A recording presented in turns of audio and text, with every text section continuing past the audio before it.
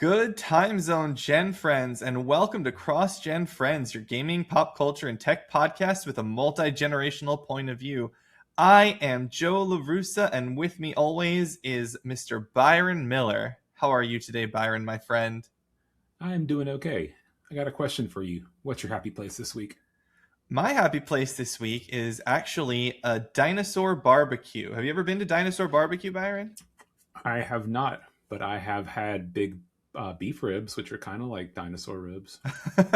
So dinosaur barbecue is I actually just learned this. I didn't realize this is what it was until I was there. Actually, until I was in a Starbucks after having been there, and the woman at the Starbucks told me this. But it is a Hawaiian style barbecue. So it's not like your southern barbecue like you'd get in your home state there or anything like that. It's slightly twisted into having a Hawaiian style. So we decided, Jing and I, my fiance, we decided to go for dinosaur barbecue on New Year's Eve as a, hey, it's New Year's Eve, let's go out to dinner kind of thing. And also because my buddy Brooks, who is not a listener of the show, but he for Christmas gave us a $50 dinosaur barbecue gift card. So I said, hey, we've got this gift card, why don't we go and use it? And we hadn't been to dinosaur barbecue since 4th of July 2024. So we went to dinosaur barbecue in a snowstorm. Byron, is it snowstorming by you? It is not. It is 60 degrees today in North Carolina, and it's going to be cold again in the morning, but I don't like snow. You're the worst. I'll tell you what the temperature is here right now. It is currently in the 20s in Rochester, and it is 27 degrees, and it feels like 20 out there. So Again, I don't understand why anybody would ever live in the Buffalo area. I have no comment. But yeah, it's so we decided to go to dinosaur barbecue, and it was snowing out, and it was really the first major snowstorm that we had been present for. We had a little bit of snow earlier in the year, which is crazy to think about when you think that it was only December and we'd already had snow. But we had a bit of snow earlier, but it wasn't anything major. This was a lot. There was a lot of snow, and we were having to go into the city proper, the Rochester city proper, where the dinosaur barbecue is located. And it's one of those places where it has a bunch of one-way streets. Do you have a lot of one-way streets down by you? Me in downtown, yes. Yeah. So it's like that. There's a bunch of one-way streets over there because this is the downtown section. And so we get into the dinosaur barbecue area, but there's so much snow on the ground. I couldn't figure out what was a legal parking spot or not on the street. So I just kept going because I didn't want to risk anything. Well, wait, so are there parking spots whenever there's snow? Because from what I've seen in the past, when the snow plows come through, they push the snow off the streets and into the parking spots.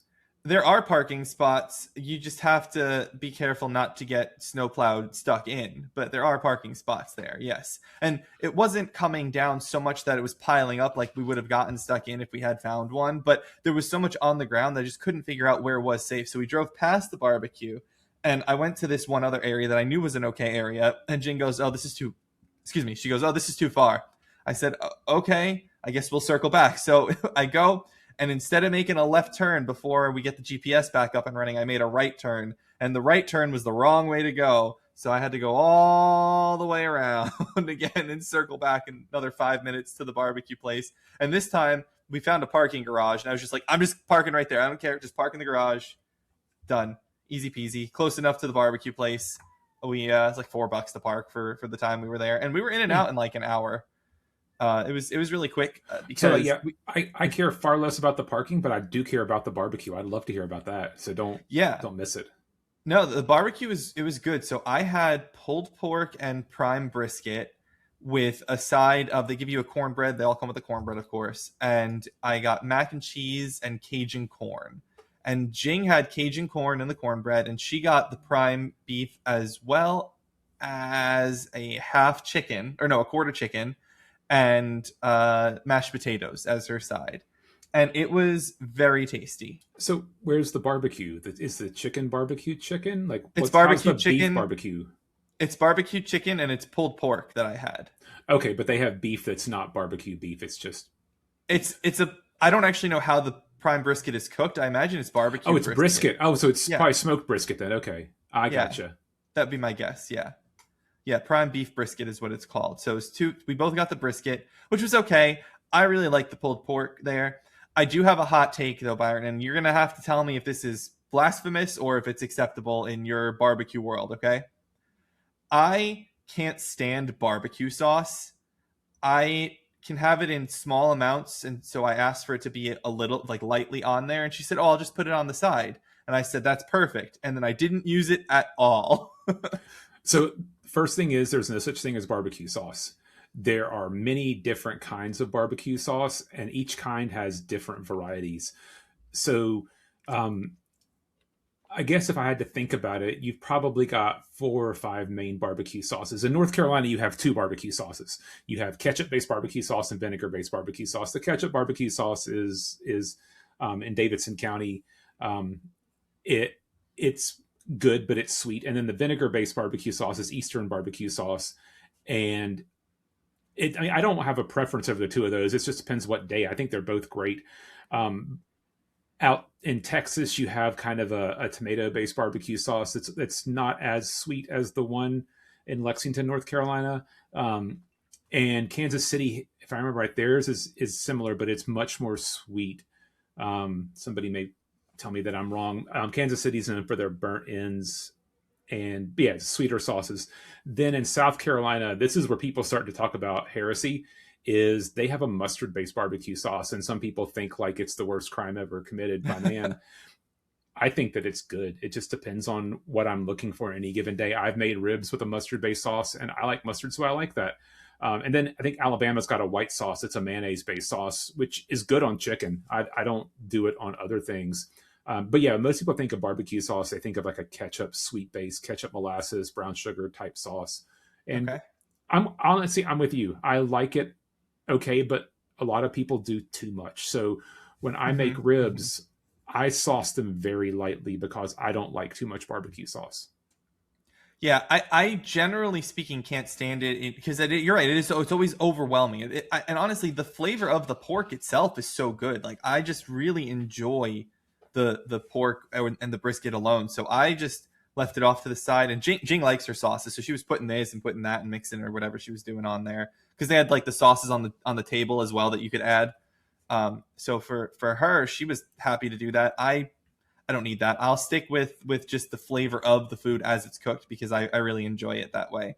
And I enjoyed mine. I ate the whole thing. Jing enjoyed hers. She ate a little more than half, I would say, maybe 2/3 or 3/4 of hers, and then she brought the rest home and she had it for lunch the next day as leftovers. So it was really good. We enjoyed that food a lot. It's a good place. It's just so expensive. The $50 gift card didn't even cover the meal.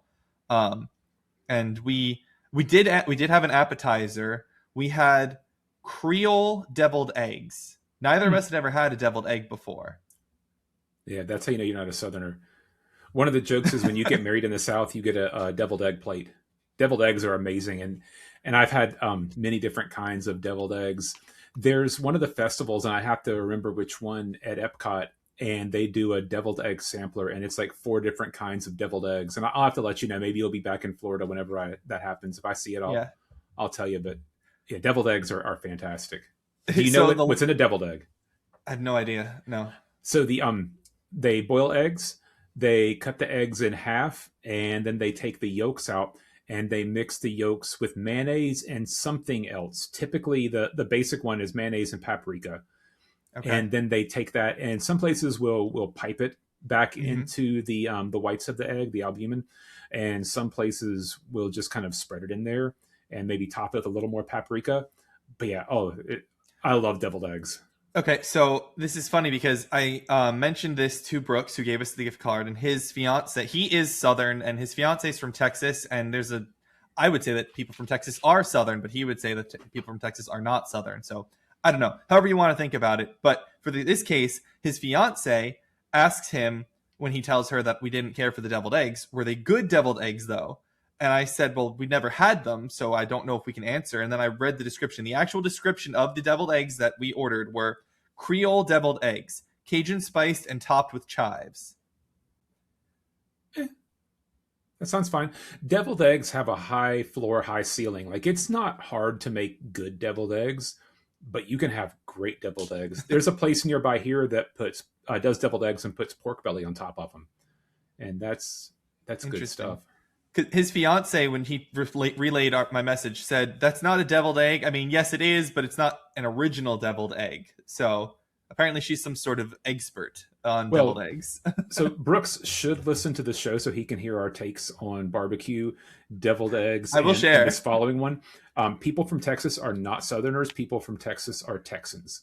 As a Hmm. lifelong Southerner, whether I sound like it or not, people from the South are maybe Virginia, depending on what part of Virginia, maybe Kentucky. But after that, it goes North Carolina, I guess as far west as Tennessee.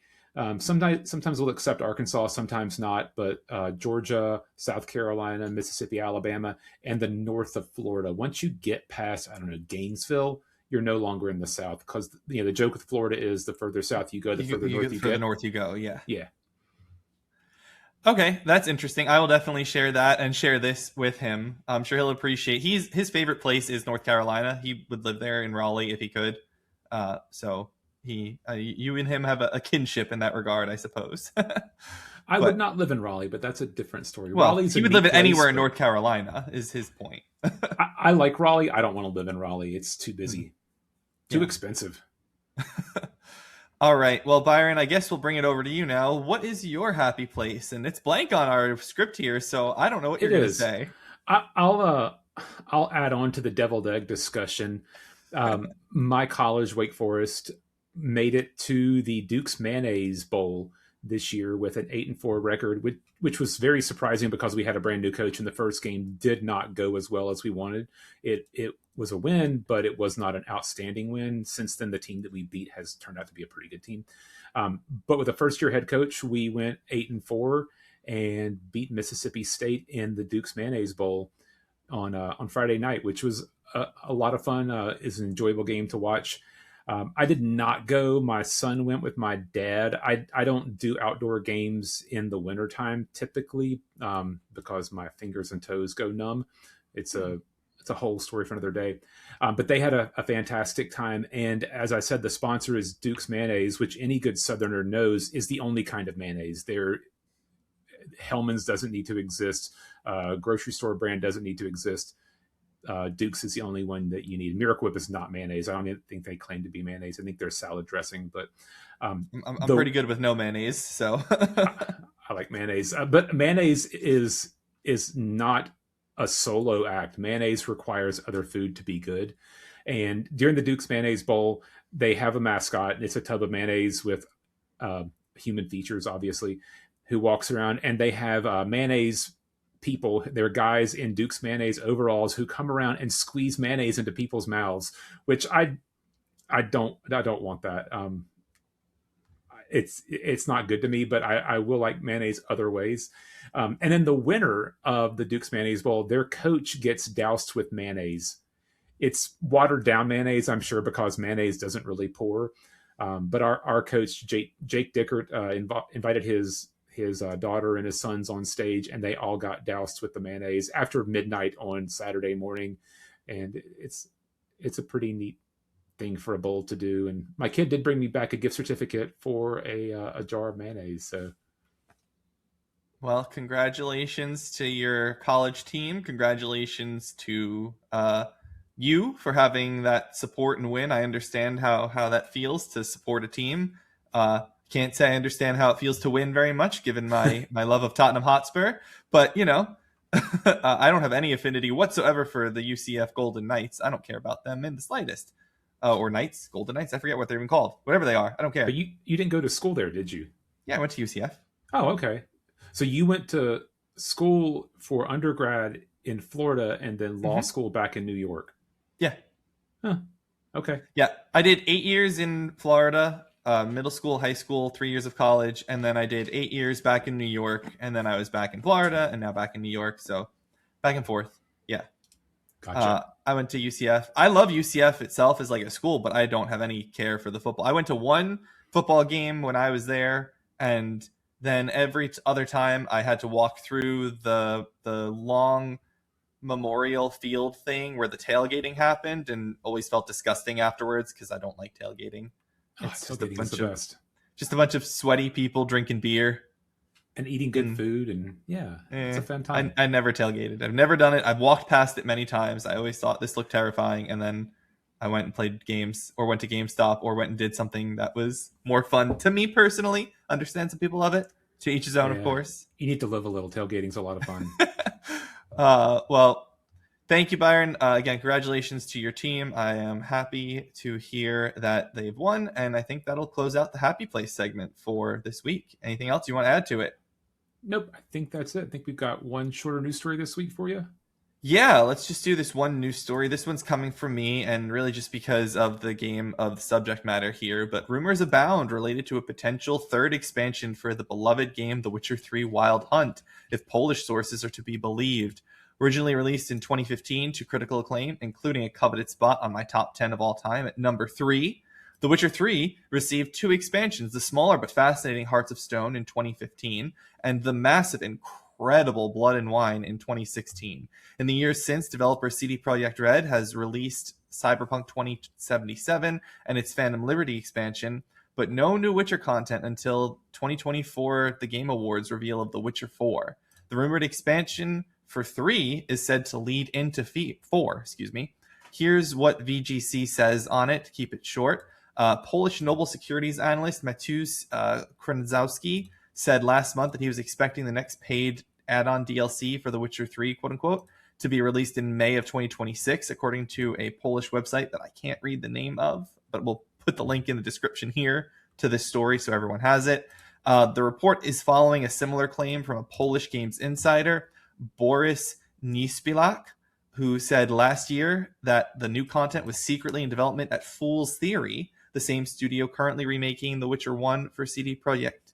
And Eurogamer has followed up with Nispiliak, who told it that his information was verified by several independent sources, and he pointed to a comment in CD Projekt's recent financial report in which the CFO Piotr,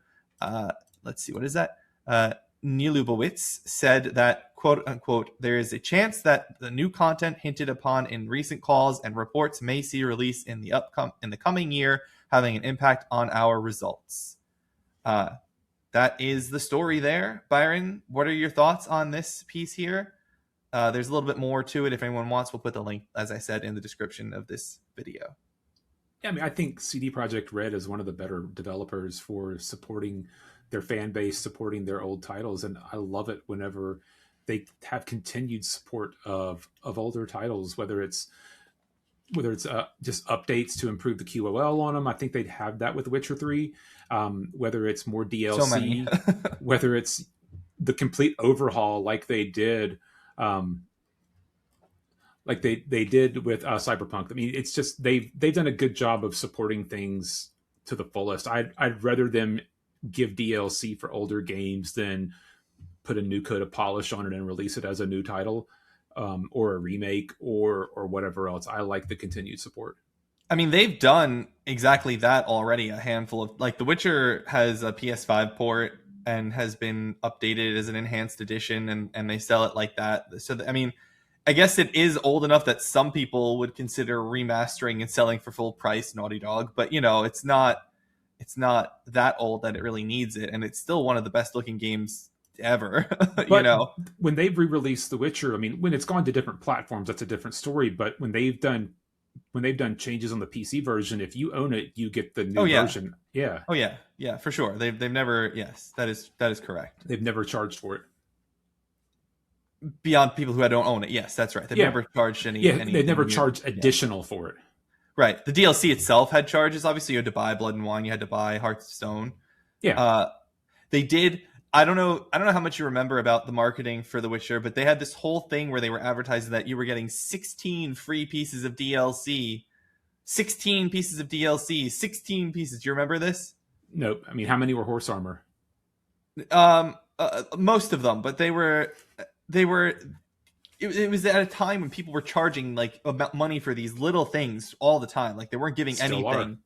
Yeah, but some people do give things away that are nice like that. The 16 pieces of DLC I just remember, and it was like alternate costumes for Triss and for Yennefer and some other things. It was cute. They were nice little add-on things that really shouldn't have cost any money because they were just the developers doing something to like thank their fans, and I liked that. That was cool.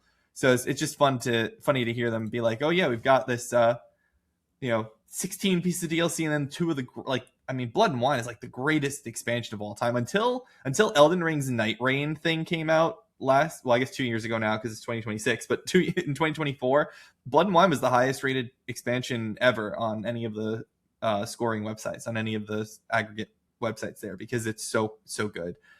Someday you're going to play this game. Someday you'll play it for me. Someday. I got to finish with Nier first, I think. Yeah. But yeah, so just my quick take on it is I'm really excited if this is true. I don't necessarily believe it's true just yet. I don't believe it's not true either. It's definitely a possibility because they are working on The Witcher 4. But I feel as though The Witcher 4 is still so far out. I don't know why they would be releasing it this year. Like The Witcher 4 is at least 2027, if not 2028, from everything we've heard. So I don't know why they would release a 2026 DLC for it. The only thing I can think, and this backs up my prediction that was wrong for last year's Game Awards, but if Fool's Theory is working on this DLC, they may be doing it and then use it as an appetite whetter for the Witcher 1 remake. That's what I think. What do you think about that? That they release this DLC for 3 that leads into 4, but it brings the attention back to The Witcher and hypes people up to get them to buy the Witcher 1 remake. I mean, maybe. I think that it would be better served if it was some kind of a bridge between Witcher 3 and Witcher 4 to remind people of the storyline and kind of like, well, hey, it is. I mean, away. That is what it is. From what they've said, it is that bridge. It is between the two games, but there's still so much time between this one coming out and the known Witcher 4 that I think that it is almost too much time. Like it'd be 2 years. It could be 2 years between this DLC and The Witcher 4. I think that's like whatever you gain of like, here's the reminder, you kind of like at that point, it's gone 2 years later.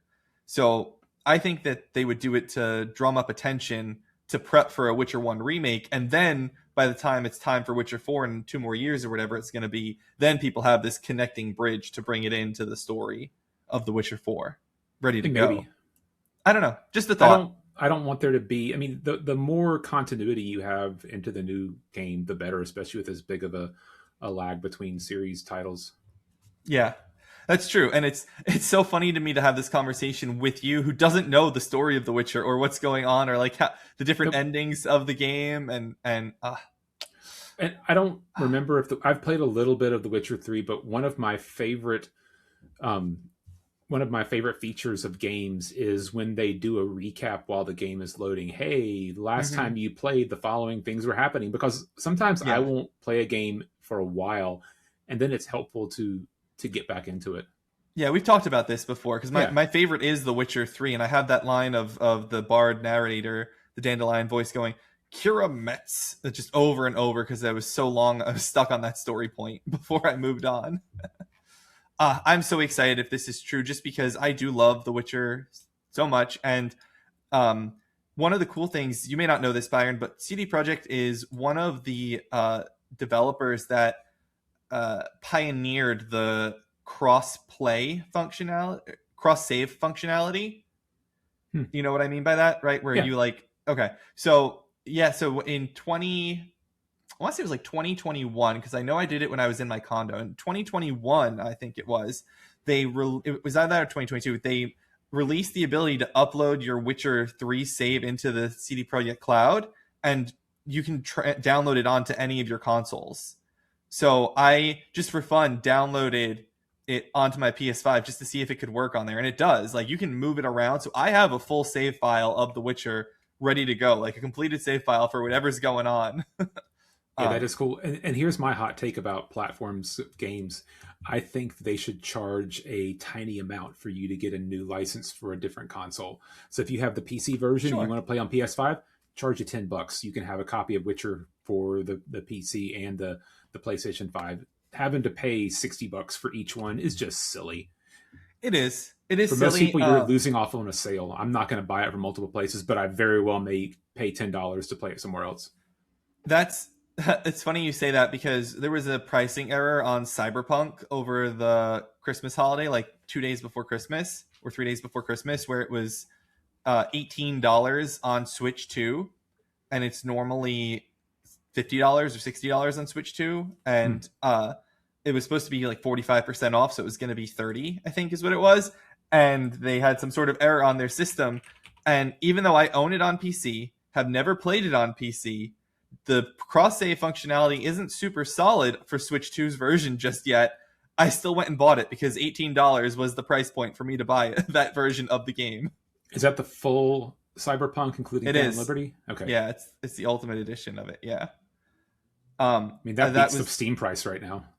Yeah, well, that's the point. It wasn't supposed to be. It was a pricing error, and then CD Projekt came out and was like, "Our bad. We'll let it slide. We're not going to take it back from you guys." Oh, cool. That's different than how Corsairs behaved in the past week. Yeah, exactly. So, yeah, I agree with you that there should be a cheaper price. I also think that Xbox's Play Anywhere plan is kind of cool, but it's not feasible because publishers need to get something. They're not going to just let you buy it and, generally speaking, let you play it anywhere for $0 extra. I think that they are entitled to some additional money, like you said, like a nominal $10 fee. But the barrier is so much smaller now that everybody's on the same architecture. Yeah, it is. That's true. I mean, not Nintendo, but PlayStation, Xbox, and PC are all the same architecture now. Yeah. But, it's you buy a book, you get that copy of the book. You buy a movie, a DVD, or a Blu-ray, you get that copy of the Blu-ray. Like you don't. But there are some that have movies anywhere that you buy the physical, you get the digital. So it just depends. It depends on each individual creator of the content. But so that's the only story we have in the news this week. Anything else you want to say on it, Byron? Nope. Or any hidden news stories you want to bring up, because we have another blank spot for you here? Nah, it's a slow week. I'm sure we'll get more news coming up when people go back to work. Yeah, hopefully we'll have some more news, some more interesting things to talk about. But I guess we move on to what we're playing at this point. So let's throw it to you, Byron. I started with the news. Let's go to you for what you're playing. Yeah, so I have continued with Ball Pit. I really love Ball Pit. I've beaten the game. I've beaten the game with more than half the characters. I've received the achievement for beating it with the certain number of characters. So I'm just going through now and being a little more completionist. I've gotten all of the ball evolutions, and those are pretty cool. I found out that there are evolutions for your little sub items, and so I've been working on that. I think I have 3 or 4 of those to do.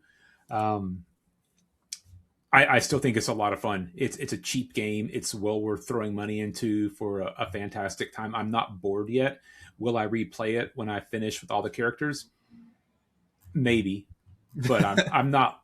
I don't need to replay it. But for what, $17? I mean, that's worth it to me. I've gotten $17 worth of entertainment out of it. So that's great. So good job with the game. It's a fantastic game.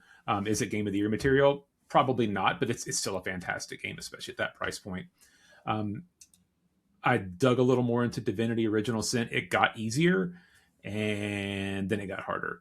I got to the boss of Act 1, and I had a lot of trouble with the boss after kind of cruising through the meatier parts of Act 1. I failed multiple times. I went online to see what other people were talking about it, and essentially people were saying, "Oh yeah, you need to cheese the boss." So what happens? And I don't feel bad saying this because Divinity is not a new game.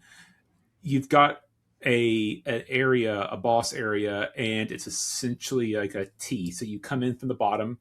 The boss is here, and then he summons adds from this wing, and I believe up here.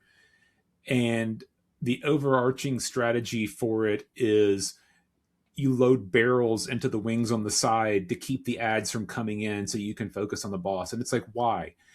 That doesn't seem like a real strategy people should be doing to beat a boss. It feels like a cheese strategy, and that's what everybody is saying to do. And some people have joked that Divinity is less of a role-playing game and more of a barrel positioning simulator. And I get it. Like I didn't have to do that to get through Act 1 up until this point, but I'm seriously thinking about it because it's an abusive fight. You walk in there, he fireballs your party. So then you go, okay, I'm going to reload it and I'm going to spread my party out. And he still takes out one or two of your people and then summons ads that are boss level ads from earlier. And it just feels oppressive. Like I've not enjoyed it. I have not gone back to play more after that. I'll get Mm. bored and I'm sure I will. But right now I'm not looking forward to going back there. Mm-hmm. Um, yeah, I'm sure I'll work through it because I do want to play the new Divinity. But yeah, we'll see. Yeah. And So before you move on to your next game, I didn't add this into the script because I just thought about it as we were talking. But friend of the show, Koala, listened last week to our episode while you were talking about Divinity, and he had some thoughts because he's a big Divinity fan. So I figured I would share them. Listeners, if you want to give comments, we're happy to share them in the show. We like responding and chatting with things. So Koala here writes that his favorite class in Divinity is the Hydromancer. He says that Source is what you use to cast super moves, or certain abilities require Source to be equipped to the HUD bar. But the Hydromancer fights with rain/blood/ice magic, and you can fuse skills from classes with each other. Like the Summoner has a book for blood, and the Hydromancer gets a book called Rain, where it makes it rain for 3 turns. But you can fuse them to make blood rain for the Hydromancer. And then he says, Divinity Original Sin is fun for sure.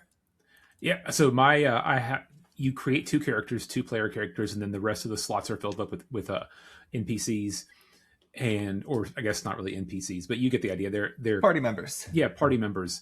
And my main character, the first one I created, is essentially a Hydromancer. So ice and water. I haven't gotten any blood magic yet, so I haven't been able to cross those. But I have picked up a party member who is an electricity type summoner, an Aeromancer, I believe is what they call him in Divinity. And I Mhm. do like making the battlefield wet and then launching lightning bolts at the bad guys. That works a lot. Um, and both of those are helpful because to be successful in the game, you have to rely on crowd control. Mm. And electricity will stun bad guys. Oh, good. Ice will freeze them for 2 to 3 turns. And the other character that I created is a man at arms who has the ability to knock those down, and that stuns them for like 2 to 3 rounds. So that This was the guy that was started as a knight, and then you picked up a knight, right? Last week, that's what you said. yeah, and I'm still running it like that. I think it's dual man at arms and dual wizards, whatever they're called in that. So the Aeromancer main and the Hydromancer main. Mm-hmm. But I mean, Cool. I was having fun up until this boss fight, and I'm just gonna have to, at some point when I'm bored, push through. Did you ever get the move faster speed mod? No, I never did. In fact, I have the pleasure of every time I'm booting up now in the game, it to tell me that my main package, whatever they use for their mods, is corrupted, and if I play multiplayer, it will not be able to load that. So whatever, I've not been able to find it. I've searched for it. I tried a different one, and that's when that happened. I tried to delete main and then verify the files in Steam, and it didn't work. So I just deal Hmm. with that. And I'm not going to play Mm-hmm. multiplayer anyway. Nobody's going to try to join me in Divinity Original Sin. Right. Okay. Well, hopefully it gets better and you push through, because I like hearing about your Divinity Original Sin adventures. I hope so. And if anybody has any more hints for the first act boss fight, I'll take them. But Wait, did you beat it? You didn't beat it yet? no, I have not beaten the first Oh, act boss okay. fight yet. It's I thought you did like it. did the strat. I thought you took the No, barrel strat. I Okay. saw the barrel strat and I said, this is stupid. And I walked away. That's Yeah. funny. And kind of the last thing I picked up this week, just because I was bored, I was away from home for New Year's, and I took my iPad and I took my Switch, and the game that I ended up getting into was Mario Sunshine, because it's a good game. The graphics still hold up from the GameCube, but what I found is that the camera control is just difficult, and Mm. I hated going upstairs and having the camera spin around on me, being on the levels where you have to platform and having the camera in inopportune places or changing on you. But it's still fun. I mean, it's still a Mario game, and it is a GameCube game. So some of the quality of life features they've added over the years have not arrived yet. But I I guess it's 120 Sunshines. I did that whenever the game came out. I still love the game. It's one of my favorite Mario games. It's no Super Mario World, but it's still a good game. I've never played it. I've only ever played 64 and Odyssey for the 3D Marios, or really any Marios. I'm not a Mario historian person. But I've seen a lot of Sunshine played on various streams over the years. I think that in one of the earliest Easy Allies, Easy Chillin' things that they did, which was a stream that the content creator group, the Easy Allies, used to do every year. They'd rent a beach house and together and go and like play video games for 72 hours straight. And they would do Mario Sunshine because it's a summery, beachy kind of game. And I remember watching one year a lot of it while I was getting ready to. I was packing because I was moving from my old apartment into a different apartment in the same building. So I remember watching it. It looks cute. It looks like it's a fun game. I like the jetpack water and the cleaning up the goop and all that stuff. That looks like it would be enjoyable. Yeah, and I don't. I was gonna say I don't know if it's expensive or not, but it's a Nintendo game, so it's probably still $60 to $70. I think it's Mario All Stars where I got it, so it's Mario 64, Mario Sunshine, and that's not available and anymore. Galaxy. So, sorry. No, they made that limited time. They released it for like a year, and then they were like, "We're never releasing this ever again." Oh, the Disney Vault, cool. Yeah, they vaulted it. Yeah, exactly. Disney Vault. Yep. Well, I've got the GameCube disc. I probably have a GameCube in a closet. If you ever want to play, let me know. I can probably find my Wavebird and send it your way. I still have my GameCube and my Wavebird actually in my parents' house. I know this because I was cataloging games not this Christmas and Thanksgiving, but the one before. I was cataloging a bunch of stuff. The only thing that's missing from my collection that I can't find, and I'm very frustrated right now, is I have not found my Game Boy stuff yet. I know I have Game Boy Advance stuff. I know I have all these Pokemon games. Can't find them right now. I've not been able to figure out where they are. They might be in the closet in the room that I sleep in the upstairs, but they were not in the basement when we searched everywhere. The only Game Boy game that I could find was a Game Boy Advance copy of The Sims 2. Huh. The only Game Boy game you need is Tetris. I hate Tetris so much. I don't find Tetris fun at all. It's the highest selling game of all time. I know. I just don't find it fun. I'm not knocking its quality for people that are interested, but it's the original puzzle game, and I hate puzzles. Ugh. You're gonna love what comes later. All right, boy. So this is the last day. Last week we're gonna discuss Joe playing Trails, right? It maybe I might go back and get the platinum in it at some point, but it is the last week I'll have anything substantive to say on it. I have finally finished Trails in the Sky first chapter. It took something like 70 hours, give or take, 65, 70 hours, somewhere in there. When I said last week, Byron, that I was 50 or 60, I was actually at 50 hours. So it took another 15 or 20 hours over the last week to play through. I freaking love this game, man. I absolutely adored everything about this game. There was no moment where I was like annoyed or frustrated. There were some parts where I was like, oh, that was a little tough early on in the game, but my goodness, does this game rock. It is so cute and so charming, but also very like interesting. Like, I am invested in this world and figuring this stuff out. I'm invested in these characters. I am so excited for a second chapter when it comes out in fall next year, and then you get to hear me talk about it for a month straight again. Can't wait. It's so good, and it's funny because you beat the game and then they like basically give you the preview of what's happening in second chapter. Like, they knew they were making second chapter when this one came out. Like, they had to know because of how it's set up. It gives you like a cutscene, and I kind of just like looked away. I just kind of averted my eyes because I didn't want to see what they were showing on there. There was like an airship, and I didn't want to see the characters that I was going to have. Like, I didn't want to know. I didn't want to know anything, but just major props to the voice cast for doing such an awesome job. Were you ever a Power Rangers fan? Did you ever like the Power Rangers? They're okay. I'm too old for Power Rangers. I was in college or high school. I mean, I know about Power Rangers. I get it. Okay. Voltron was more my time frame, and Battle of the Planets, G-Force. Yeah. Gotcha, man.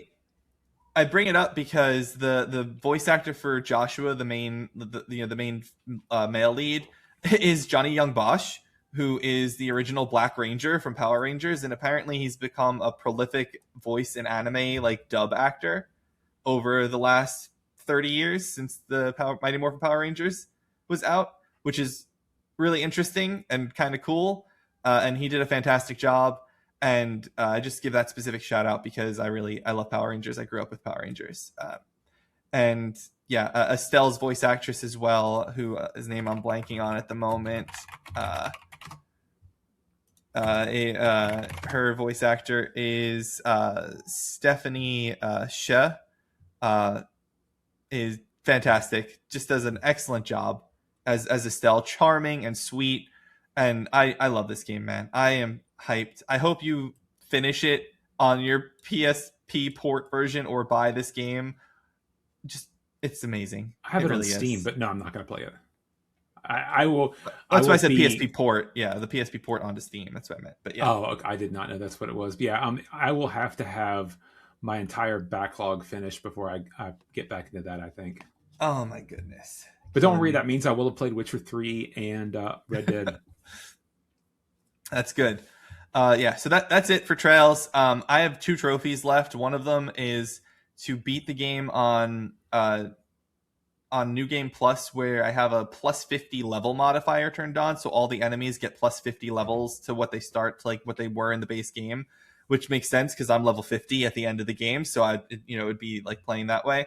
And then play it on Nightmare. And the guide that I was looking at casually to not miss things as I went basically said the easiest way to do it is, and it's pretty quick to do, is to just run through a very easy playthrough with the plus 50 modifier, get all the experience, and then go back to the lower the 50 mod, like turn that off, and then play it on Nightmare one more time on New Game Plus. So I have something to interject here about Please. Guides and missing things. I don't want to play games with guides, and people or companies are better at this than they used to be, but I despise, and role-playing games are the worst, whenever you have missable items, especially quality items that you can miss and not be able to go and get later on. And that's the only reason why I would play a game with a guide. And I find myself doing it more than I like because I hate the idea of missing something. I remember Final Fantasy IX being one of the worst, where you could miss one of the ultimate weapons if you didn't do a certain set of things midway through the game. Yeah, so Trails warns you off the bat that the side quests in the game have 3 lengths of time: long, short, and medium. And that level determines how much time you have to progress to do that subquest, meaning you have to progress the story a certain amount. So if it's short, it means pretty much the next time you progress the story at all, it's going to go away. So you have to get it done then. And then long means you have some time, and medium's in the middle. But I use the guide because it's still not a specific length of time clear. Just like one example of that is there was a quest that was short to kill a really strong monster. And I was like, okay, but I only have 2 party members right now. I'd rather wait until I had my other party members back. Can I do that? And it says short. So you think, oh, I probably can't do that. But if you check the guide, it says you actually can go and get your party members and then go and kill that monster immediately and then move the next story. So I had 2 story beats that I could do. And I had no way to know that. So my use of the guide was literally just making sure that I wasn't missing any side quests as I was going along, because I didn't want to miss side quests. Same with like recipes, cooking recipes and stuff. Like you can only get certain recipes at certain times. So there are things that are very easily missable that you can't go back because there's no backtracking. Once you progress the region, you're done. Like that region is locked off for the rest of the game until you go through it again. Gotcha. So if I had a criticism of the game, that would be it, is that it's very strict. It's very tight in that regard. But yeah, so that's all I'll say on Trails. Loved it. Play it, Byron. Play it, please. Please, please, please play it. Signed, your co-host.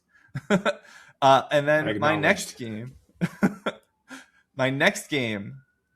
Byron. Yeah, Byron. Yakuza's out. Like a Dragon, Pirate Yakuza in Hawaii. Ask me questions. The last game was in Hawaii. This is Pirate Yakuza in Hawaii, though. What makes Pirate Yakuza different than regular Yakuza? It better be on pirate ships. You are a pirate. Quite literally, you are playing a pirate. It's all about Like being a pirate. like Black Flag and cannons, or like Somali. No, Black Flag and cannons, So but the in ones modern day Hawaii. oh, so are they the ones who were in the Goonies? You're gonna say you've never seen the Goonies, aren't you? Never seen the Goonies. I know the Yeah, Goonies, but I've never seen the Goonies. the Goonies are trying to find the treasure of One Eyed Willie, who was a pirate who somehow got to the coast of Washington State. Impressive. Yeah, He must have gone through the Strait of the, Magellan. around South America, I would assume back in those days. Right, that's the They Strait kind of of gloss. Magellan. Oh, is Going it? around. Yeah, Yeah. it's the Panama Canal didn't exist. No, no, the Panama Canal. It is interestingly, it is a single connected landmass from the top to the bottom until you hit the Strait of Magellan. Then there's a tiny little strait, and then there's a little bit of more land. Yep. Yeah. So no, it is literally you are okay. So the basic plot of this is you are playing as Goro Majima, and he wakes up on a beach with amnesia. And when he wakes up on that beach, a young boy named Noah finds him with his pet tiger, and they give him some water. And some pirate guys see this happening, and they decide to be jerks and attack. And Majima, with no memory, still manages to fight them off and defend Noah. And yeah, and then a couple things happen. Majima ends up as the captain of a pirate ship, and he's going after treasure with Noah and his crew. And So is there ship combat? yeah, there is ship combat. Huh? Is it good ship combat or bad ship combat? It is on the better end of ship combat, but it is not as good as like Black Flag? Assassin's Creed Black Flag. It's not quite that good. It's more of like a camera issue than anything else, I think. So I'm only like 16 or 17 hours into the game, so I'm still very early. Granted, it's not that long of a game, but I do like to 100% these things. So I'm in chapter 2, and I still have not unlocked the ability to upgrade my ship yet. So I can't say.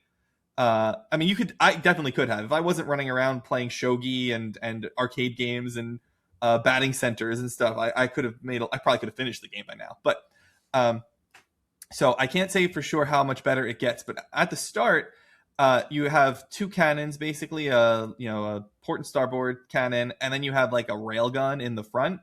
And I find the railgun to be the most effective approach to killing things, because the other enemies are less likely to shoot you when you're head on. When you say a railgun, do you mean like a magnetic railgun? Because railguns aren't a pirate weapon. No, it's like a machine gun. It's just like a machine gun that's attached, like a. Okay, yeah. Well, so typically a railgun would be like a magnetically propelled chunk of metal. Yeah, I don't ones think that I've seen people talk about them. I don't know that they've ever been really put into practice, but you create a magnetic field that launches a large piece of something destructive. Okay, then it's not an actual railgun. But again, I haven't had the ability to even check my parts yet, so I have 3 things I can shoot: Gotcha. left and right and straight, and you can ram into things, and it's pretty fun. It's a pretty good system. It's a little tedious sometimes because I feel like the ship moves a little slower than you would want it to, even when you use the boost mode for it. But all these things I'm sure are upgradable once I decide I'm going to progress the story and stop playing Spike FE in the arcade. Spike Out FE, rather, which you may remember from arcades. I don't know if you were ever a big arcade player, but Spike Out is a Sega game. I don't like. Is it a volleyball game? No, it's not. It's a running around and beating up bad guys game. So I guarantee you that I it's played like a 3D more brawler time than you did, and I don't remember definitely. Spike FE. Spike Out FE. No, yeah, it sounds like a volleyball game, but no, it does. But it's so it's not. But anyway, so that's once I get to the ship progression and stuff, I'm sure all that stuff will feel a little bit better. But it's really fun. You get 2 fighting styles as Majima. You have his classic Mad Dog style, which is him using a dagger. He just has this like really, beloved dagger that he's always showing off and using and whatnot as he fights. And then you have the Sea Dog style, where you get dual cutlasses and you wear a pirate costume. And you can throw your cutlasses like boomerangs, and you get a sidearm pistol that you can charge up and do damage. It's good. It's fun combat. It's very well designed. Feels a little strangely unresponsive for turning. I feel like I'm not turning as smoothly as I would like to. Like I'm swinging, but I can't make I don't know. It's just a weird thing. Maybe it's my controller or something, but it's just a little off on the turn. But it's really fun. Feels really good. It's not too difficult so far. I'm also kind of a pro at playing these games, and I'm playing on normal, so like I know how this stuff works. Uh, and I am enjoying this story. The world is the Honolulu world from the Infinite Wealth game, the previous entry, as well as the ocean. And there are a few other smaller land places that you can go on, and you have a hub of debauchery called Madlantis that you go to instead of Atlantis, Madlantis. One of the things about Hawaii is that it's a long way from everywhere. Mm-hmm. Yeah, this whole game is set like in the middle of the Pacific Ocean. Yeah, I don't envy the Polynesians from a long time ago who had to make that voyage from wherever they were to Hawaii. That it's a haul. It sure is. And they didn't even have a pirate ship to sail on. They were probably in rowboats or smaller sailboats. Yeah, I mean they did not have motors. Well, the pirate ship is entirely like sail based. It is a sailing ship. It looks exactly like a pirate ship as you would expect. It has a boost mode that you get that I don't remember. They hand wave it away that you have a boost somehow, like you light gas barrels or something. I don't remember exactly what it was, but you know, it's a gaming that's kind of thing. That's a game choice. Yeah, for sure. People would if they released a sailboat simulator, nobody except the worst people would play it.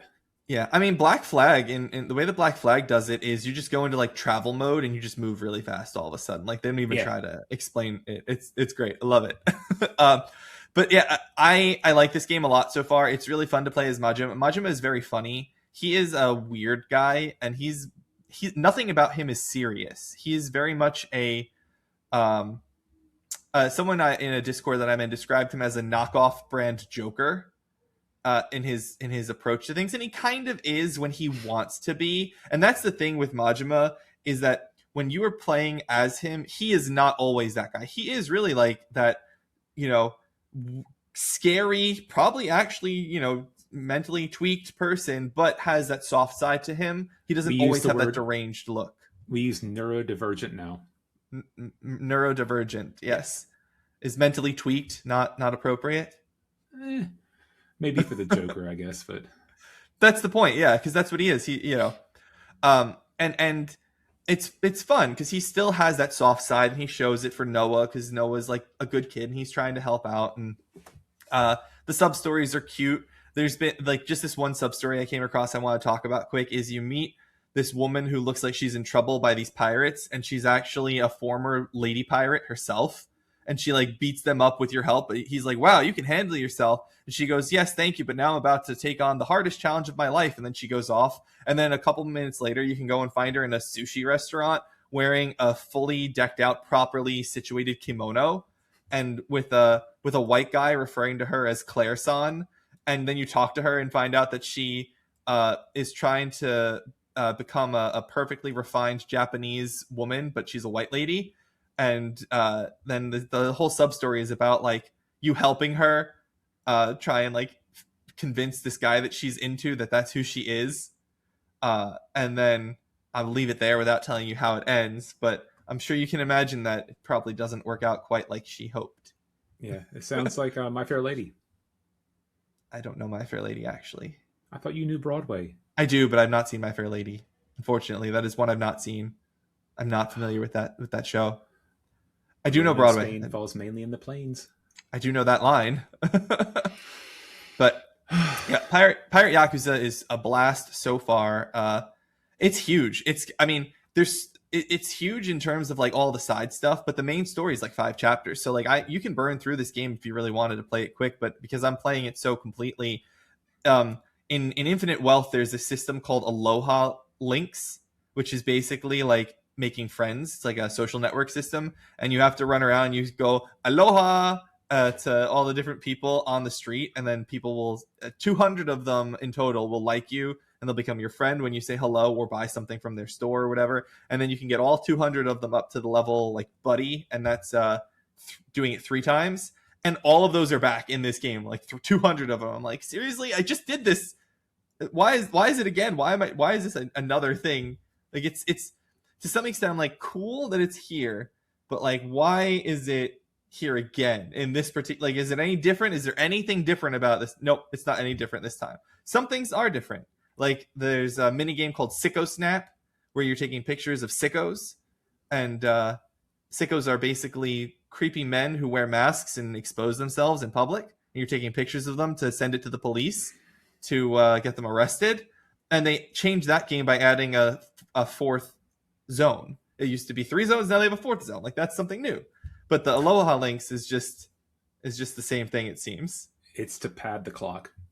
It is, but it's optional padding. And the cool thing about it all is you don't have to do any of this stuff for the platinum in the side games, like the Man Who Erased His Name and Pirate Yakuza. You don't have to do all of these things. You just have to do a certain amount of each of them.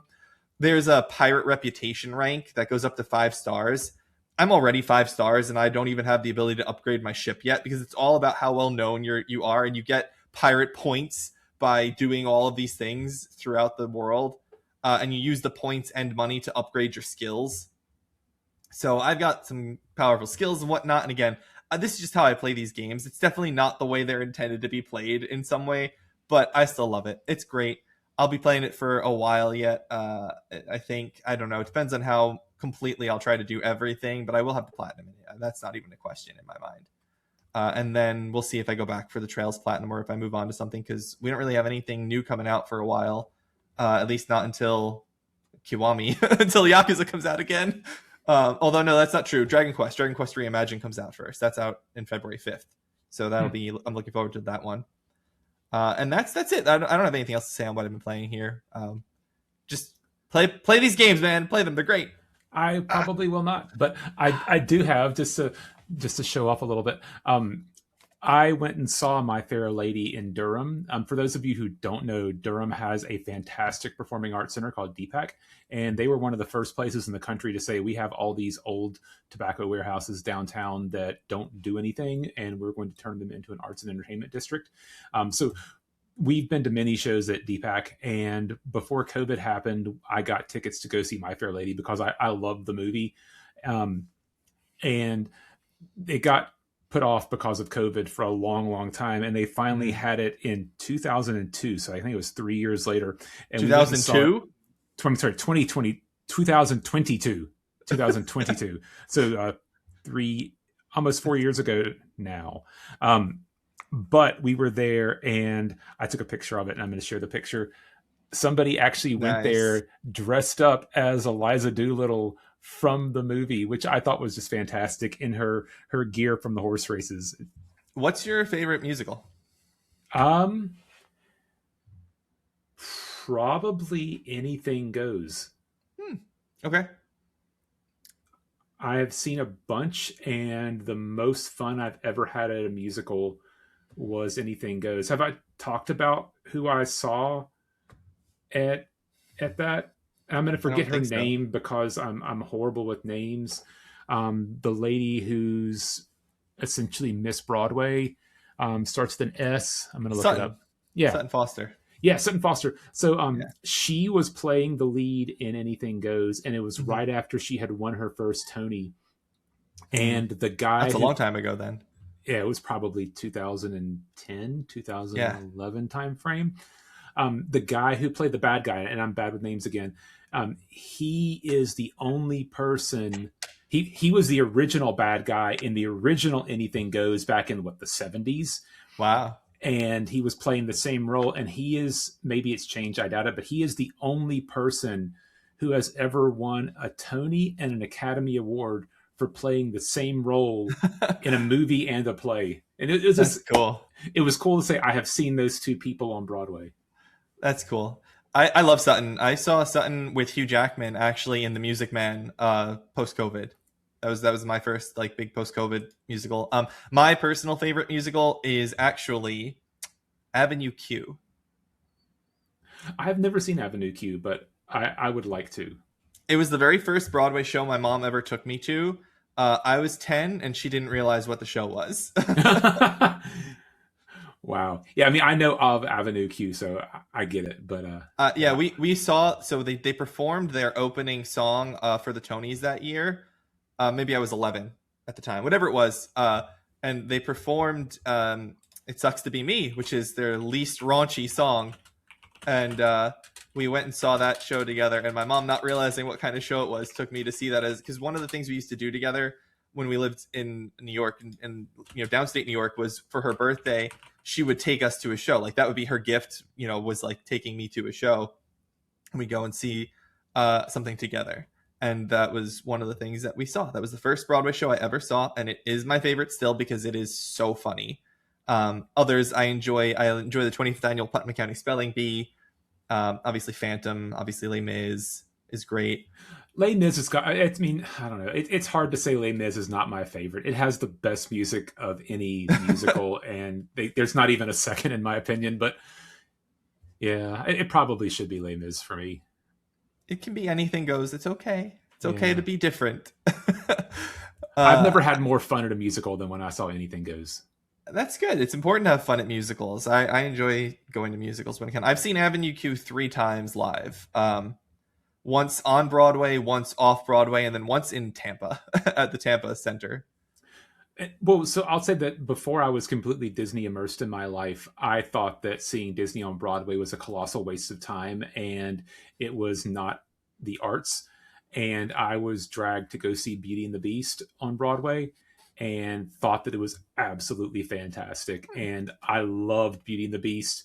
And we saw the Lion King whenever it was at DPAC, and Yeah. that was just fantastic. Like there's probably not another musical that has the spectacle of the Lion King when all the animals Hmm. come down the aisles. That's just so cool.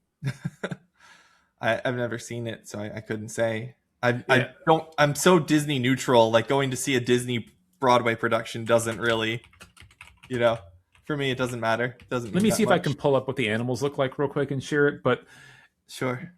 the animals are people in animal costumes, Yeah. obviously. Yeah. Yeah. Yeah. But like the giraffes are people on stilts. So share window, that one. Let's see here. So if you see, like, there's the giraffe, and the people, they have stilts on their back legs and stilts on their front legs. Yeah. The lions have little lion heads on top of theirs, but they do a parade. The opening scene of The Lion King is all these people in their costumes, and they just come down the aisles while people are in their seats. And That's oh, cool. it is just so cool to see. Cool. Yeah. I think All that's right. it for musical talk now. I think we're Yeah. probably going way too long about musicals. That's okay. We are a gaming pop culture and tech podcast. The musicals are pop culture, so I think we're on theme. Even old But ones. exactly. So let's move on to our wildcard topics. We've got 2 wildcard topics this week. We're going to keep them. I don't think we have too much to say for either of them, but we just wanted to have a little fun chat here and discuss first game of the year. And what we think, just a basic discussion of what our favorite games are and what favorite game we have. And we're not going to go through a list or anything like that, but just spout off some thoughts. So game of the year, I guess I'll start this one, Byron. Sure. Obviously, I think I've mentioned this before, but my game of the year is Kingdom Come Deliverance 2. It is a phenomenal game. It is doing things that no other game has ever really even tried to do before, and the ones that haven't succeeded in its just level of interactivity and the way it's intertwined with its characters and its story. I think that its biggest flaw is its combat system has some difficulty to the targeting system is my biggest problem with it. I don't actually have any difficulty playing the combat after you learn the way it works and you get some gear, but I think the targeting in the game is a little wonky. But that's really my only criticism of this game. Its voice acting is phenomenal. Its cutscenes and cinematics and character designs and its art style, all of it is absolutely gorgeous. And again, the way that its story is told and connected with one another, and it's not about being predictable or original. It's just well done. It's well written, and you get really invested. It's really about the characters that you play and that you talk to and get to know, and you recruit and make your own little band of brothers and go on these crazy adventures together. Really, really great game. And honestly, in any year that this was not out, Trails would be my game of the year. Um, I played a lot of games. I play a lot of games. I'm always playing different things. I don't always play games that are current or new. That is one of my difficulties in doing shows like this, is that I do play what I feel like playing. But yeah, out of things that I've played this year, Trails is easily in that second slot for games that came out this year, without question, man. I adore that game, as I have talked about earlier today. I want to give special shout outs to the Elder Scrolls 4 Oblivion Remastered. That game is really a phenomenal upgrade to one of my favorite games of all time as well. I wish that they had fixed some of the bugs, that it wasn't quite as broken. Sorry, and I'm looking at my phone here to see the different games that I played to check. But I wish that they'd fixed more of the bugs. They fixed a lot of things, but it still has so many problems that I just feel like they could have put a little bit more elbow grease into, a little bit more work to get it to really, really shine. But yeah, really, really loved it. And special shout out again to Mafia: The Old Country, what I do believe is the best Mafia game. I think that this game is far better than Mafia 2, which is awful. I think it's a bit better than Mafia 1, which is really good. And I think that it has the same story chops as Mafia 3 without some of the problems that Mafia 3 has. So shout out to it. And yeah, I think that's it in terms of special shout outs. I will say Clair Obscur Expedition 33, as we've discussed many times, absolutely phenomenal soundtrack. Best soundtrack of the year, one of the best of all time. I don't pay that much attention to the music in games, but I truly, truly adored that soundtrack. So yeah, those are games that I really love this year. I played a bunch more. There are other good games. I platinumed more games than just what I've said so far, but just nothing else stood out as worth mentioning on for if we're not going to go through any sort of actual list here on my end. So yeah, what do you think, Byron? What do you have to say? Yeah, I mean, I'm going to be brief on what my game of the year is because I mean it's Clair Obscur and it's not even close. What you said is fair about the soundtrack. It's an overall fantastic game, but I don't think there's anything worth saying about it that somebody else hasn't already said and spent more time on it. The people who want to play it have already played it. The people who refuse to play it and refuse to enjoy it, nothing I say is going to change that. The people who haven't heard about it or haven't played it and were open to it, there's a lot written about it. So I think it's just not worth talking a whole lot more about. So what I do want to talk about is the game that I thought has not gotten enough praise, even though I think it won one of Clair Obscur's awards that was taken away because of the AI controversy, and that's Blueprints. I played a ton of Blueprints. I played it on the day that it was released, and I played a lot of it. I beat it a few times, and when I say a few, probably like 20 times, because it's a roguelike game where you complete it and then you play it again with certain upgrades. But it's all puzzle. So you would absolutely hate the game. It has a fantastic storyline. It has a lot of hidden secrets. It You have to get past the idea that it's never going to be scary because it feels like a game that could be scary. And I had to get over that and know that nothing is ever going to come out and get me. Because like that's sometimes I like that, sometimes I don't, but you need to have that freedom. So if you go to play it, I mean, it's not an expensive game. If you go to play it, just know that there's never going to be a jump scare in the game. There's never going to be any surprises outside of, I think that you can make the house too hot and die of heat exhaustion. But good. No, that was just a laugh. Yeah. But there's a story and then there's a sub story that you have to tease out, and it's just so much fun. It's so creative. And honestly, that's what I love about games is the creative games, the games that find a new way of doing something that's not been done before. Clair Obscur did that. Vampire Survivors did that. You don't have to like Vampire Survivors to know that it's a completely new way to play a game that you may not like, but it was a fun way of doing things.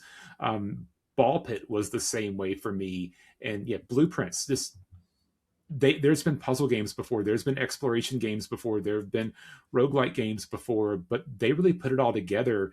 And the sense of accomplishment of finding things out, and there was stuff that I did look up, some solutions that I did look up. I'm not scared to admit that. I'm smart, but I am not God's gift to puzzles. It's so worth playing. I mean, not for you, Joe. You will not like it if you don't like puzzles. No, but I appreciate that it was on my fantasy team because it gave me a nice boost, even though I didn't win in the year. To be honest, it wouldn't be bad to watch a let's play on it and see somebody else play it, just because it is that neat. I'll watch you play it. The puzzles. It's not going to be new for me. You're not going to see me discover anything. Did you get all the endings and everything? I did not, but I got enough of the endings where I didn't want to be frustrated, because to do certain things, you have to raise the water level. You have to lower the water level. You've got to make sure a certain room is... The way the game works is you've got an empty house. And as you go through the different areas, you can build different rooms. And you can do things that will increase the likelihood that a room shows up or doesn't show up. But it's still mostly randomized. And you have to have certain rooms to appear to make certain things happen. And I got enough done that I felt complete with the game without continuing on. So I got to the sub-basement. I got, if I remember right, it's gems that you have to get. I got all 4 or 5, whatever, of the wings done, the puzzles in that. And I got to the other area off the back. It's been 6 months since I touched the game, so that's why I had to remember it. I got enough done that I felt complete. But if a Blueprints 2 comes out, I'll be on the which hopefully will be called Two Prints. Two Prints. They can't do that. Spoiler for anybody who hasn't played Blueprints before. It's like a triple entendre. It is blueprints in the house, and there's a color war going on, and spoiler, you find out that you're some kind of royalty. So I don't feel bad. It's been almost a year since the game came out, and if you've missed spoilers, it's because you haven't looked for them. It doesn't mean the game isn't worth playing. It is just a fantastic game, top to bottom. All right. Well, thank you, Byron. I appreciate your take there. You're right. It's not a game for me. I don't have any interest, but I had heard that it was going to be awesome, and I did draft it on my fantasy team, and it helped me a lot. I just got screwed over in the end by Microsoft and Nintendo. Sorry, Microsoft and Nintendo. Next year, think of Joe's needs. Yeah, exactly. All right. Shall we move on to our second wild card topic here? Yeah. And I'll intro it, and you can kick off. But it's the time of the year. I mean, we are fresh in 2026. So for those of you who may still write checks, don't forget to change the year that you write the checks. I don't think I've written in a check in 20 years. But that is the critical thing you have to do in the new year. But it's the time of the year for predictions. What kind of things are going to happen in 2026 relating to the show topics? I guess Joe's got his Karnak style. No, this is just a check from my aunt for Christmas. She wrote out for me. Impressive. I have, that is not true. I did receive a check last year. This is the back side of it. It's blank. You can't see what it's for, but you can see it as a check. You haven't even endorsed it yet. I have not. I don't think I have. I've maybe endorsed a check like 3 times in my life, and it's never been bounced back. Really? Like no one's I mean, I still do it. I don't. I know you're supposed to. I just never remember. I haven't cashed a check in forever, but I certainly have endorsed the back of a check and scanned it into my app to deposit it. I go to the ATM because I don't want the paper, and I just give it to the bank. So I go, and I usually just do it when I need cash myself. So I'll go over and I'll drop it off. But I literally like 3 times maybe I've ever actually bothered to sign the back of the check and endorse it. Like nobody's ever questioned it ever in the ATM. It just takes it and puts it in my account, and that's it. That's the end of it. And my mom tells me all the time, you gotta sign, you gotta endorse. I was like, Mom, I swear to you, I don't need to. They don't care. Think it's a scam. They just want your signature on file. All right. Well, yeah, you kick off. What are your predictions for 2026? No, you said you were going to kick off. You said you were going to kick it. Sorry, you're right. You're introducing me. I'll kick off. That's right. I apologize. Over to you, Joe. Okay. We got distracted by check talk. Okay, predictions. So I just have 2 predictions here. We don't want to go too deep into things because we're not psychic. But I predict more disappointing showcases from PlayStation. They are still in their live service recovery era. I haven't been excited by a Sony State of Play in a while. It's been a good minute for me because they're always showing these little indie garbage things that I don't care about, or these pixel ugly junk things and these Metroidvanias and all this stuff that I don't care. I just want, like, show me the big games. Give me the Monster Hunter Wilds and the Pragmatas if we're talking Capcom, and give me the Horizon series and the even the God of Wars, which I don't care that much about, but even the God, like, give me the big things. Give me the Final Fantasies that are not pixelated. Like, I want the big stuff. I don't care about these little ones, and I don't care about your live services. I don't want your fair games. I don't want your Concords. Just so I know that's just me. I know there's a lot of people that think what I'm saying is crazy and they're appreciating things, but like, I just don't. I at this point, I don't even get excited for the state of plays anymore because I know they're gonna be full of these things that I don't care about. And the Sony first party stuff that I do care about, like the Ghost of Yotei, which was good. You notice I didn't mention it in my Game of the Year talk because I don't think it was as good as Tsushima and on the grand scheme of things, even though it's better in certain ways. They're so far and few between. They're so focused on these bigger games or these live service games that I predict more disappointing state of plays. I don't think hopefully we actually get a showcase from Sony, which we haven't had in like 2 years or 2.5 years. It's been a long time since we had a showcase. They've always been they've been state of plays lately, which are their smaller things. So yeah, more disappointing game reveals from the PlayStation team is my first prediction. Allow me to interject here. The Please. reason I don't get excited about showcases and states of play or whatever is because the timelines are way too far in the future, They are. That's or true. they're not going to meet the timeline. People got excited about GTA 6, and I've played every GTA since 3, and I've even gone back and tried to play 1 and 2, and they sucked. And I love it, and I'm excited to play GTA 6 whenever it comes out. I have not given it much thought, and whenever it's been delayed, I've seen it and thought, that sucks. It doesn't. I'm just not going to get worked up about something like the control demo, or not control demo. The control teaser was cool. I'm not excited about it because I don't know when it's coming out, and I refuse to live my life around that. The indie games are much more appealing to me if something looks cool because they're much more likely to come out in the near future. Or I think there have been some in the past where they've teased a game and said like out on Monday, and that's fantastic. Get me excited, sell me the game, let's go. Yeah, but you have to be interested in the game in the first place to be excited for it to come out on Monday. Like, that's the problem, is I'm not interested in these indie games in the first place. I wasn't going to play them in the first place. Like, I'm not going to touch them. So the fact that they're out on Monday is great for the industry and people who want more games to play, but it doesn't help me, which I need to make it clear.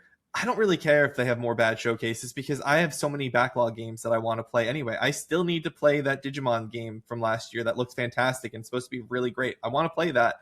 I've got Dragon Quest VII Reimagined coming out. I've got Kiwami 3 to come out. I still have to go back and Platinum 3 Remastered for Yakuza at some point. Like, I have plenty of things on my plate that I don't need them to have good showcases or good state of plays. I'm just not expecting them either. And I agree with you, actually, whereas when I don't get particularly excited or hyped up for things until I know they're coming for sure either. There's no point because they're so far out. There are so many other things between now and that future thing that there's no point in focusing on that exciting thing in the future because you've got other exciting things that are going to happen well before then. The hardest thing for me is when it's a beloved thing, like The Witcher is hard to not think about because I love The Witcher. Dragon Age was very hard to not think about. Grand Theft Auto, I do love. I adore San Andreas. It's on my top 10 of all time. But it's so far out, and we know what it's going to be for like, it's Grand Theft Auto. They don't change up that much of what it's going to be. I think that people overestimate how much there is to do in a Grand Theft Auto game sometimes, actually, to be honest with you. As much as I adore those games, I do think that they overestimate it because they're not it's more usually complexity. It's very complex, but they don't. Each one is more than the previous, typically. Yeah, but they're not chock full of side quests. Like you're pretty much doing the main story of that game, and then you've got some activities to do while you're in the main story. Like, Yeah, I mean, GTA is definitely iterative and not revolutionary. yeah, it is, and they iterate in huge degrees, which is cool. So I'm really excited to see what they do, and I really enjoy Grand Theft Auto, and I think it's going to be amazing, and the production value is going to be high. But I I foresee, if we're talking predictions, I foresee Grand Theft Auto being Being a delayed again. story. No, I don't think it's going to be delayed again. I foresee it being a game with a story that's probably really fun and probably really good to play. And then I don't really think there's going to be anything else to do. I don't think they're going to start adding side missions in Grand Theft Auto. You know, it's not like Red Dead. Red Dead has always had like their side stories and things. Like the most Grand Theft Auto's ever had is like doing your zero flying missions or your car driving school in San Andreas. Like they don't do the side mission stuff in their Grand Theft Auto games really. They're usually main mission focused, which is why I don't repeat play them too often because there's not much there. There's not, you know, you play the game, you're done. Anyway, I don't want to talk too much about Grand Theft Auto. I agree with you. There's no reason to get that hyped for things until you're closer to their release date, and then and you know they're not going to slip. So I'm excited for The Witcher 4, but it's going to still ways away. Are you? How do you do with something? I'm curious when you talk about your excitement levels. Something like The Blood of Dawnwalker, where it's got, they say it's 2026. They're telling us it's 2026. They've shown us extensive gameplay demonstrations of it, but we don't have a firm date yet, and there's every likelihood that it could slip. How do you deal with hype that looks like it could actually be the year that they say, but we don't know for sure? I don't care. I I don't pre-order games by and large. Final Fantasy is maybe it, and even that's on shaky ground. I just feel like the game industry's burned people too many times with games that are released before they should have been released or pushed out to make a quarter. That like I'll wait to hear about a game before I really get excited about it. I may watch a let's play before I get excited about it. So when do you start getting excited about it? If you know you're going to play it, but you don't need to watch a let's play, like do you just wait until it's out, like day it's released? It'll probably be maybe a month beforehand if there's a Okay, release that's date. fair. That's fair. Sorry, did you have anything else you wanted to say on that piece, or before we? Nope. GTA Okay, 3 or GTA 6 is going to factor into what I talk about as well, I think. okay. My last prediction is I think that Xbox and PlayStation will reveal the first major details about the next Xbox and the PlayStation 6. I don't necessarily think that they're going to give us any significant details like pricing or firm specs, but I think they're going to announce that the consoles are truly in development. Maybe give us a code name for it more than Xbox has said the next Xbox. You know, like maybe give us a little. I don't think it's going to be too much information, but I think that we're gonna be talking about the PS6 as like, hey, the PS6 exists. What do we think it's going to be? Territory more than we are right now with all the base rumors that we have. So just a light prediction there. I could be wrong. We have a lot of issues in the hardware space that Byron will talk about in a moment that may cause this to be a prediction that's wrong, but that's just what I think. I think we're going to at least hear a little bit about the consoles for the next year. Byron, over to you. Yeah, I mean, and they may tease it, but I don't think there's going to be anything firm. And the main reason I don't think there's going to be anything firm, if you've been living under a rock, you may not know that there's a big spike in hardware prices, namely memory, RAM, and flash storage. So NAND, SSD type things, and the increase is multifold. Memory is 3-4 times what it was a few months ago, and storage is very similar. What you used to be able to pay $100 for, you're now looking at $250, $300. People who haven't built a PC are looking at not being able to afford to get a PC like they want. Graphics cards, as of yet, have remained unchanged, but the thought is that some of the next generation of graphics cards or the next iterative generation going from like a 50 series to a 50 series super have been delayed because, and quite frankly, AI is eating up everything. AI is eating up all of the storage, it's eating up all of the RAM, and it may be eating up all of the GPUs coming up. Eating up the world. Eating up the world. There are people. So the current standard for PC gaming is DDR5 memory. And there are people who have gone back to DDR4. There's been a new motherboard release that goes on DDR4 because that's still somewhat affordable. But production of DDR4 is nowhere near what it was, if it even exists. And um, the hardware contracts are going to AI companies now because they're willing to pay so much more than regular people can afford. Micron stopped their crucial line of business that was a consumer line of business, and they're not doing consumer sales anymore. Nvidia, they're not focused on gaming anymore. They're focused on the enterprise level, and that's going to hit the next generation of consoles. That may hit the current generation of consoles if Nintendo can't source memory for Switch 2s, if Sony can't source memory and storage for PS5 or PS6 or do it in an affordable manner. What are they going to release? Are people going to be willing to buy a PS6 at $1,000 if that's what it costs because of the price of RAM and storage? That Well, may be why. the rumor on the PS5 front is that Sony stocked up on all the stuff for PS5 supply for at least the next chunk of time for PS5 levels. That's what I've read. Good for them for that foresight. Microsoft increased the Xbox price already, and it wasn't selling at the previous price. So good luck on that. And the rumor is Microsoft didn't account for it, and they may need to raise the price again. So yeah, and that stinks. And the people that stinks for are the gamers. Luckily, I have a computer that can run things. I have a PlayStation 5 that can run games. I don't have a Pro, but I have a PS5 that can run things just fine. But I think that's going to factor into when and what they release for the next generation of consoles if it doesn't change the prices of the current generation of consoles. So that's really part of my first prediction, and that's that there's going to be a downturn in the video game industry this year. People are not going to be able to afford to buy new consoles. They're not going to be driving consoles, and it's going to lead to lower. Well, this is a prediction and historical.